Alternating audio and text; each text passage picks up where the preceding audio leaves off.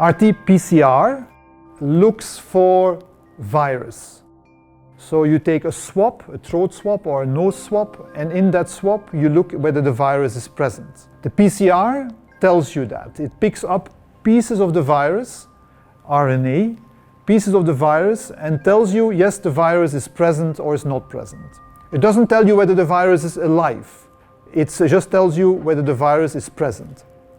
And therefore, the PCR is used to see whether a person is infected, and infected now. RDT is actually looking for antibodies.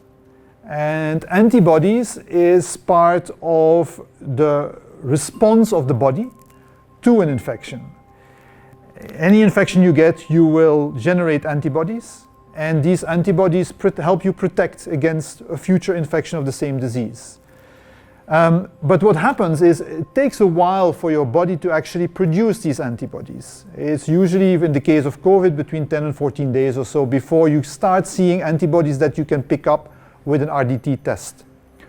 So in a way, these two tests are looking at different things. The RT-PCR looks for the virus and therefore will tell you, now, today, you're harboring the virus.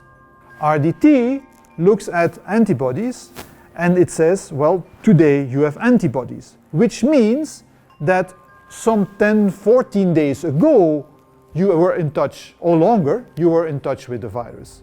The RDTs do not tell you whether now, today, you're infected.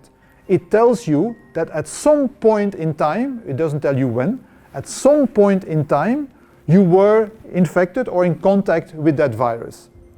So these are two very different things.